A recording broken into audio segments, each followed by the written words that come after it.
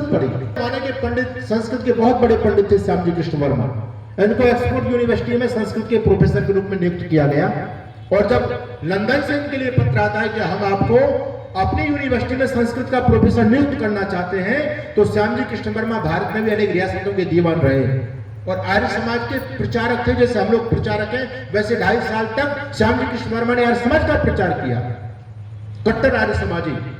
जब पत्र आया उनके पास में, तो उन्होंने अपने गुरु महर्षि जी, बताओ मुझे क्या करना चाहिए, यहाँ रह करके देश की आजादी के लिए काम करूं या विदेश में जाकर के संस्कृत का पठन पाठन। तो उनके गुरु महर्षि दयानंद जी ने बताया कि वर्मा जी आप विदेश जाओ, वहां जाकर के संस्कृत विद्या का भी प्रचार करो, लेकिन मुख्य काम देश की आजादी को जीवंत करना है, देश को आजाद कराना है, इस लक्ष्य को मत भूल जाना।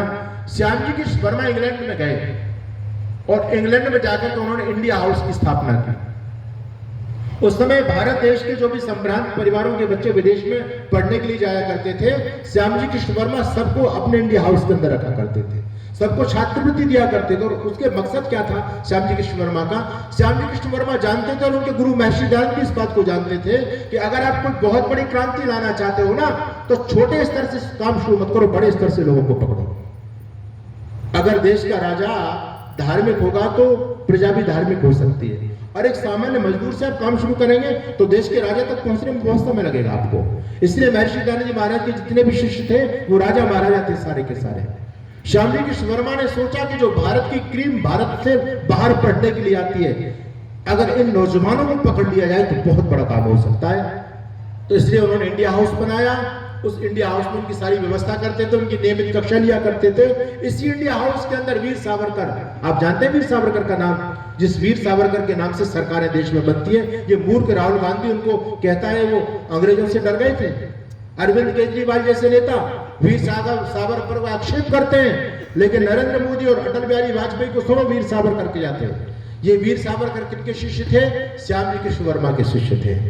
और वीर सावरकर को गुरु कौन मानते थे? रास बिहारी बोस, जिन्होंने आजाद हिंद सेना बनाई। आप देखिए क्रांति की शुरुआत कहां से हो रही है। और केवल वीर सावरकर की नहीं, मदन लाल ढींगरा, भाई परमानंद, लाला लाजपत राय, पंजाब केसरी लाला लाजपत राय, जिनकी मृत्यु का बदला भगत सिंह ने फ्लांडर्स बंद करके लिया था, ये लाला लाजपत राय इंडिया हाउस के देन थे। उस समय जितने भी क्रांतिकारियों के लीडर थे, ये सब वहां से प्रेरणा लेकर के आते हैं। और ये तो मैं कुछ उन लोगों के नाम बोल रहा हूं जो क्रांतिकारियों के लीडर थे, उन्होंने आकर के यहाँ लीड किया। भगत सिंह अपने गुरु किसे मानते थे? लाला लाजपत राय को। लाला लाजपत राय, सावरकर श्याम जी कृष्ण वर्मा इंडिया हाउस में रहकर के आए। मदन लाल ढींगरा, ऊधम सिंह, ये कहां रहे? ये सब उसी में तो जाकर के रहे थे। तो आर्य समाज के लोगों ने कितना बड़ा काम किया है, आप सोचिए इस देश की आजादी में। इसलिए काका हाथरसी कहते थे, नतमस्तक सब आर्यजन करते तुम्हें प्रणाम, अजर अमर है विश्व में दयानंद का नाम। दयानंद का नाम महर्षि पदवी पाई, भूले भटके जनगण मन को राह दिखाई, और गोरे भारत नहीं छोड़ते राजी राजी, देते अगर न योग देश के आर्य समाजी। यदि आर्य समाज ना होता तो आज ना मैं यहाँ पर बैठ करके आपको प्रवचन कर रहा होता, ना आप लोग यहाँ पर सुन रहे होते। पथिक जी ने लिखा था, अगर स्वामी दयानंद ना हमारा ना खुदा होता, ना हम होते, न तुम होते, न कश्ती का पता होता।